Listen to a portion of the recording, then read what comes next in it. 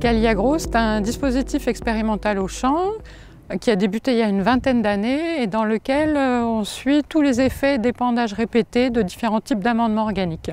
Nous suivons depuis le début un certain nombre d'éléments contaminants. Les contaminants organiques de la réglementation tels que les HAP et les PCB, on ne voit pas du tout bouger les concentrations dans les sols. On voit augmenter les concentrations pour le cuivre et le zinc, mais on le voit dans tous les traitements organiques. Pour les autres contaminants que l'on suit, il y a donc plus récemment les résidus pharmaceutiques, pour lesquels on ne voit pas d'évolution notable des concentrations dans les sols, bien qu'on puisse les détecter assez régulièrement dans les produits épandus.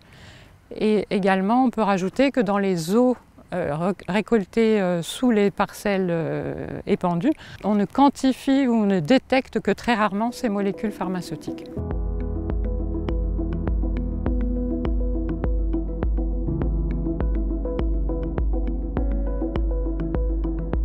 On a estimé qu'il y a plus de 1500 substances qui peuvent se retrouver dans les eaux usées dues aux activités humaines, que ce soit les particuliers ou que ce soit les industriels qui rejettent leurs eaux usées dans les égouts. Ces substances-là sont potentiellement présentes dans les boues de stations d'épuration et on a essayé de les sélectionner en réfléchissant à leurs caractéristiques physico-chimiques et ensuite quels pouvaient être leurs risques lorsqu'on va épandre les boues de stations d'épuration. Alors au regard de ces critères de sélection, sur les 1500 substances, on en a retenu 114, dont 33 sont d'origine pharmaceutique.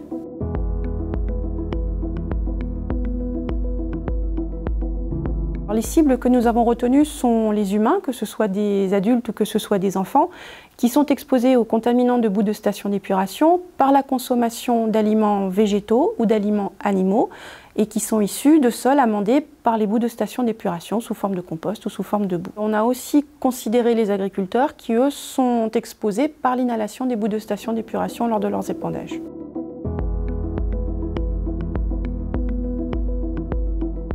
Les conclusions pour les tests biologiques ou écotoxicologiques sont rassurantes. Lorsque les tests écotoxicologiques sont exposés à des doses normales d'épandage, eh bien, on ne montre pas de résultats inquiétants. On peut aussi observer que les boues de stations d'épuration et les composts de boues de stations d'épuration, lorsqu'ils sont épandus, génèrent une dispersion de contaminants dans l'environnement. Les indices de risque calculés pour les cibles qui ont été considérées sont rassurants, car ils sont loin des valeurs seuil inquiétantes définies dans le cadre d'une évaluation des risques.